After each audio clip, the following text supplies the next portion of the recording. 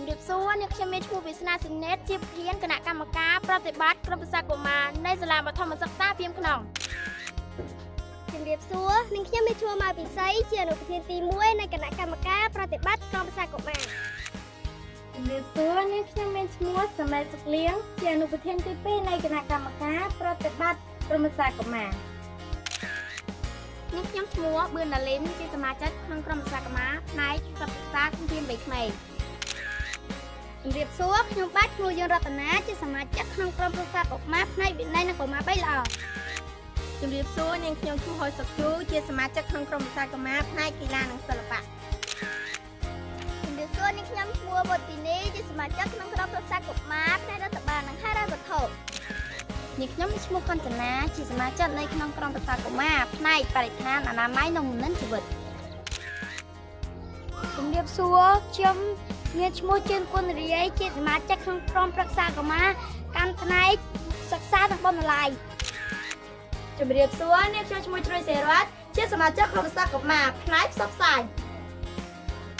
ក្រុមប្រឹក្សាកុមារគឺជាឆ្អឹងខ្នងដ៏រឹងមាំរបស់សាលាក្រុមប្រឹក្សាកុមារដែលមានដំណើរការទៅបានល្អអាស្រ័យទៅបានប្រកបដោយភាពឆ្លាតវៃភាពប៉ិនប្រសប់និងមានតន្ទាក់ក្នុងការចូលរួម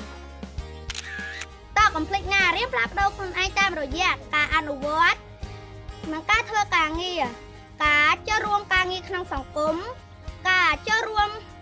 កិច្ចការងារជាក្រុមប្រឹក្សាកុមារវិជាអាការនៃការបានអភិវឌ្ឍខ្លួននិងបណ្ដុះនៅបំណិនទុនល្អសម្រាប់ជាទុននៅក្នុងថ្ងៃអនាគតសាលារៀនស្ងាត់ប្រសិនបើមានទីលានកីឡាការហាត់កីឡាជាប្រចាំ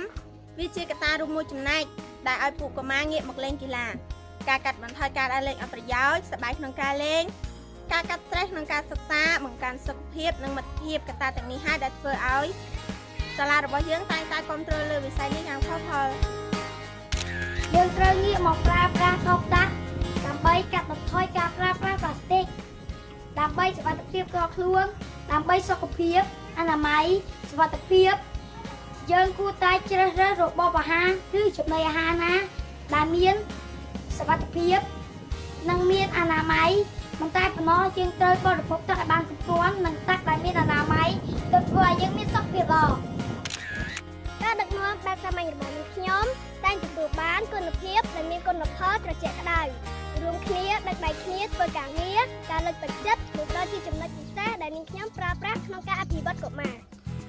ក្លាហានភាពជាអ្នកដឹកនាំការដោះស្រាយបញ្ហាការប្រស្រ័យទំនាក់ទំនងល្អគំនិតថ្មីបំណិនទាំងអស់នេះគឺពិតជាសំខាន់ណាស់ចុះបើយើងអង្គុយរៀនតែក្នុងថ្នាក់ហើយក៏មេរៀនពីលោកគ្រូយកមកតន្ទិញសួរថាបំណិននេះវាអាចខ្លាំងដោយរបៀបណា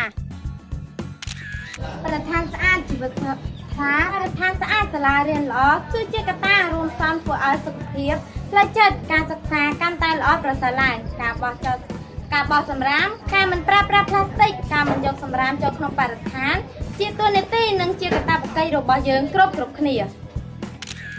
ការសិក្សាមិនត្រូវពឹងផ្អែកតែទៅលើលោកគ្រូអ្នកគ្រូឬតែសៀវភៅមួយក្បាលនោះទេការសិក្សាគឺចេះស្រាវជ្រាវលើខ្លួនឯងចេះបង្ហាញនៅអ្វីដែលយើងរកឃើញយកមកវិភាគនិងវាយតម្លៃការចេះដោះស្រាយបញ្ហាផ្សេង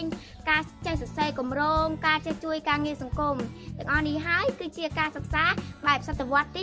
21និងជារបៀបនៃការសិក្សាតាមដំណាក់កាលទាំង6នៃមុខវិជ្ជាបំណិនជីវិតការអនុវត្តការងារក្រុមប្រឹក្សាកុមារគឺពួកយើងមិនធ្វើការងារនោះនៅតែក្នុងសាលានោះទេគឺពួកយើង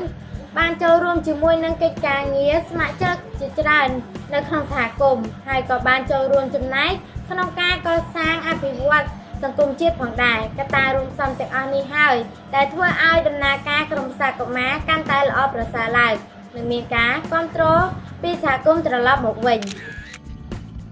ចាខ្ញុំតែងតែជំរុញនិងលើកទឹកចិត្តកូនឲ្យកូនចូលរួមក្នុងកម្មវិធីរបស់សាលាព្រោះកន្លងមកខ្ញុំធ្លាប់ឃើញគំរូសិស្សច្បងរបស់ពួកគេសិតតែល្អក្រោយពីពួកគេបានឆ្លងកាត់ការងារអស់ទាំងនេះខ្ញុំសង្ឃឹមថាអាណាព្យាបាលគ្រប់រូបមិនមើលរំលងកិច្ចការអស់ទាំងនេះទេវាអត់ប៉ះពាល់ដល់ការសិក្សារបស់កូនទេបើសិនជាពួកគេនឹងចេះបែងចែកពេលវេលាឲ្យបានល្អខ្ញុំសង្ឃឹមថាក្រោយពីកូនបានរៀនចប់មកខ្ញុំមិនចង់ឃើញកូនបានតែសញ្ញាបត្រហើយអត់សញ្ញាឃើញទេ ការបង្កើតក្រុមប្រឹក្សាកុមារនៅក្នុងសាលារៀនមួយខ្ញុំគិតថាมันចាំបាច់តតែល្អគ្រប់ផ្នែកទើបយើងអាចបង្កើតវាទៅបាននោះទេខ្ញុំគិតថាអ្វីដែលយើងចាប់ផ្ដើមធ្វើដំបូងគេនោះគឺជ្រើសរើសផ្នែកណាមួយដែលសំខាន់ផ្នែកណាដែលតាក់ទងនឹងដំណើរការសាលារៀនបានល្អនោះគឺយើងចាប់ផ្ដើមធ្វើវាមុនគេដើម្បីជាភាពគំរូនិងបង្ហាញទៅដល់ក្រុមផ្សេងទៀត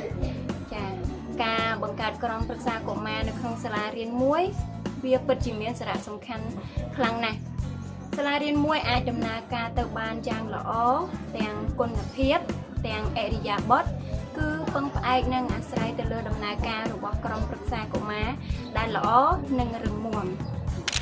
យករួមគ្នាបំពេញបេសកកម្មដែលយកចិត្តទុកដាក់ប្រកបដោយសេចក្តីស្រឡាញ់ដែលមានឆន្ទៈក្នុងការលះបង់គ្មានអ្វីដែលបានមកបាញ់ឯងនោះទេប្រសិនបើគ្មានការលះបង់និងអនុវត្តកុំភ្លេចណាចូលរួមការងារសាលាចូលរួមការងារសង្គមវានឹងធ្វើឲ្យពួកយើងខ្លាចជាមូលធនមនុស្ស